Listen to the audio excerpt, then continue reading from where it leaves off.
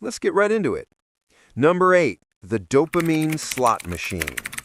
Your brain on dating apps is basically a lab rat pressing a button for cheese. Swipe right, match, dopamine hit. Swipe right, no match, curiosity. Swipe right again, another hit. Congratulations, you've turned romance into a literal slot machine, and your brain is absolutely loving it. Here's the thing. Dopamine doesn't care about lasting happiness. It cares about novelty and surprise. A serious relationship? That's predictable. Your brain knows what's coming. But casual hookups? Every single one is a mystery box. Will she text back? Will this actually happen? What's her deal? Your reward system is doing backflips because unpredictability is its cocaine. Studies show variable rewards, where you don't know if you'll get the prize, create way more dopamine than consistent rewards. It's why gambling addicts exist and why you can't stop checking your phone. When you're casually dating, every interaction is a gamble. When you're in a relationship, it's direct deposit. One feels like winning the lottery, the other feels like paying your electric bill on time. So yeah, your brain is literally hardwired to prefer the chaos. Basically, evolution turned your love life into a casino, and you're the guy who thinks he's got a system. Number 7, emotional labor sounds exhausting. Picture this. You just worked a 9-hour shift, your boss is an idiot, traffic was a nightmare, and now someone wants to have a serious talk about where this is going. Your soul just left your body. Relationships require emotional bandwidth. You've got to remember birthdays, decode cryptic texts, have conversations about feelings, meet parents, discuss the future, and somehow care about throw pillow arrangements. Casual hookups, you show up, have fun, leave. Zero homework. No pop quiz on what her middle name is or why she's mad about something you said 3 weeks ago. Psychologists call this emotional labor, the mental effort required to manage and respond to other people's feelings. And here's the kicker. Most men are socialized to be absolute trash at it. Society spent decades telling guys to man up and suppress emotions, and then suddenly expects them to become emotional support therapists in relationships. It's like training someone to ignore pain their whole life, then handing them a first aid kit and saying, "Figure it out." So when faced with the choice between casual dating, where emotional involvement is optional, and serious relationships, where it's literally the job description, a lot of guys choose the path of least resistance. Turns out, if you never learn to swim, you're probably not signing up for the deep end. Number 6, the commitment anxiety cocktail. Somewhere between watching his parents' messy divorce at age 12 and seeing his buddy lose half his stuff in a breakup, the average guy developed a Pavlovian response to the phrase, "we need to talk." His heart rate spikes, his palms sweat, his brain starts planning escape routes. Commitment anxiety isn't just cold feet, it's a genuine psychological phenomenon. When someone's been burned before, whether by family dysfunction, past relationships, or even just observing other people's disasters, their brain files commitment under danger. It's the same mechanism that makes you nervous around dogs after getting bitten, except instead of dogs, it's emotional vulnerability. And modern life isn't helping. Men are bombarded with messages about maintaining independence, not losing themselves in relationships, and keeping their options open. Meanwhile, they're watching friends settle down and suddenly become unrecognizable. No more spontaneous trips, no more nights out, just couples yoga and arguments about kitchen remodeling. Casual hookups don't trigger this alarm system. There's no risk of waking up 5 years later wondering where your 20s went. There's no potential for someone to take half your Netflix queue in the breakup. It's just safe. Low stakes. The emotional equivalent of ordering appetizers instead of committing to an entree.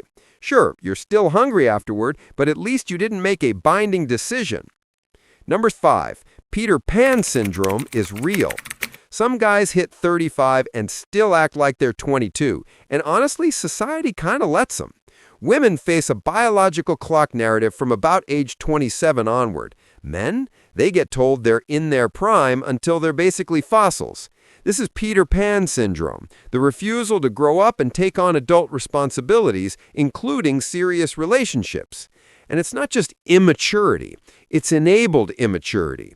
Pop culture glorifies the bachelor lifestyle, fancy cars, expensive watches, dates with rotating Instagram models, no strings attached. Meanwhile, settled down life gets portrayed as the end of fun. Suburban dad with a minivan versus single guy with a sports car. The optics aren't exactly compelling. Plus, life milestones got weird. Previous generations had marriage and kids by 25 because that's just what you did. Now, people are still figuring out their careers at 30, living with roommates at 35, and generally delaying adulthood until their frontal lobe is fully developed and then some. When you're still playing video games and eating cereal for dinner at 32, committing to another human for life feels like showing up to amateur hour and being asked to perform surgery. Casual dating fits the extended adolescence lifestyle. It's fun, low commitment, and doesn't require you to suddenly transform into a responsible adult who knows what a 401k is. Basically, if growing up is optional, a lot of guys are choosing RSVP maybe later. Number 4. The buffet mentality. Dating apps gave men access to more potential partners than their great-grandfathers met in a lifetime, and their brains absolutely cannot handle it. It's called choice overload, and it turns decision-making into psychological warfare. Imagine walking into a restaurant with 3 options: chicken, beef, or fish. Easy choice. Now, imagine walking into a restaurant with 300 options. Suddenly, you're paralyzed, anxious, and convinced that whatever you pick, something better was available. That's modern dating. Except instead of food, it's humans, and instead of menu remorse, it's relationship FOMO. Research shows that when people have too many options, they avoid committing to any single choice because they're terrified of missing out on a better one. It's called the paradox of choice, and it's why you can spend 45 minutes scrolling Netflix without watching anything. Except now, apply that to dating. Why commit to one person when there are theoretically thousands of other matches just sitting there? What if your soulmate is 3 swipes away? Casual hookups solve this problem beautifully. You can sample the buffet without filling up your plate. You maintain optionality. You never have to experience the horror of realizing you committed to chicken parmesan when truffle risotto was 2 tables over. The cruel irony? Studies also show that having infinite choices makes people less happy with whatever they pick. So guys are avoiding commitment to maximize options, but maximizing options is making them miserable. Congratulations, you played yourself. Number 3. Evolutionary biology is a terrible wingman. Let's talk about the elephant in the room. Biology. Human males evolved to spread genetic material as widely as possible. That was the evolutionary winning strategy for thousands of years. Meanwhile, human females evolved to be selective because, 9 months of pregnancy and years of child rearing. Now, before everyone freaks out, yes, humans are way more complex than this. We have culture, society, self-awareness, and the ability to override our base instincts. But that doesn't mean those instincts aren't still lurking in the background like a drunk relative at Thanksgiving. Some evolutionary psychologists argue that men's preference for variety is a leftover from when maximizing mating opportunities was literally the path to genetic success.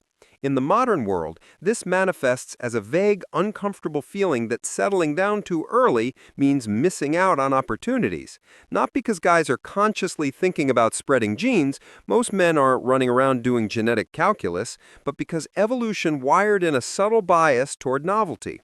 Of course, this same biology also wired humans for pair bonding, cooperation, and long-term relationships. We're not slaves to evolution, but the point is there's a reason casual dating feels appealing on some primal level, and it's the same reason you crave sugar even though you know it's bad for you. Your ancient lizard brain hasn't gotten the memo that it's 2025 and Tinder exists. So while biology isn't an excuse, it's definitely an annoying factor. Basically, evolution is that friend who keeps texting you to go out when you're trying to have a quiet night in. Number 2. Vulnerability is terrifying. Here's the thing nobody wants to admit. Getting into a serious relationship means opening yourself up to catastrophic emotional damage. You're handing someone a loaded gun and hoping they don't shoot you with it. Vulnerability, the real, raw, here's my weird childhood trauma and secret fears kind, is absolutely essential for deep relationships. But it's also scary as hell. You're exposing parts of yourself that could be rejected, judged, or weaponized in arguments. You're admitting you need someone, which means acknowledging they could hurt you or leave. For a lot of men who were raised in a culture that equates emotional openness with weakness, this is a nightmare scenario. You spend your whole life building emotional armor, and then relationships ask you to take it off and stand there naked while someone decides if you're good enough. Hard pass. Casual hookups require zero vulnerability.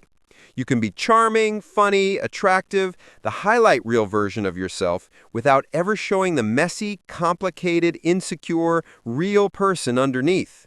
It's intimacy without actual intimacy. The human connection equivalent of decaf coffee. The tragic part? Vulnerability is also what makes relationships meaningful. Without it, you're just two people killing time together. But when the choice is between possibly experience profound connection but also risk soul-destroying heartbreak and have fun with no emotional stakes, a lot of guys are choosing door number 2. Can't get hurt if you never let anyone close enough to swing. Genius strategy, if you ignore the crippling loneliness. Number 1. Serious relationships are actual work. Let's just say it. Long-term relationships are hard. Not hard like a difficult video game level, hard like constant communication, compromise, sacrifice, and choosing this person over and over even when they're annoying. That's not a bug, it's a feature, but it's also exhausting. Casual dating is easy because it exists in a bubble. You only see each other at your best. You go out, have fun, there's sexual chemistry, everyone's happy. No one's navigating whose family to visit for holidays, or arguing about money, or dealing with the reality that your partner chews really loudly and it's driving you slowly insane. Serious relationships force you to confront compatibility on every level. Financial, emotional, sexual, lifestyle, goals, values, and maintaining that over years, it requires intentional effort. Date nights, conversations, therapy sometimes, constantly adapting as both people change. It's like maintaining a garden versus just buying flowers. One's rewarding but demanding. The other's convenient and low maintenance. For guys who are already overwhelmed with careers, friendships, family obligations, and just existing in modern society, adding relationship work to the list sounds about as appealing as volunteering for extra homework. Casual hookups let you have connection and intimacy without the second shift of emotional labor. The thing is, meaningful relationships are work because meaningful things require investment. Nothing worth having comes easy. But when you're tired, broke, stressed, and just trying to get through the week, easy starts looking real attractive. So you swipe right, keep things casual, and tell yourself you'll settle down eventually. And maybe you will. But eventually keeps getting pushed back because, well, this is just easier. That's all for today. I'll be making more videos like this, so subscribe if you don't want to miss them.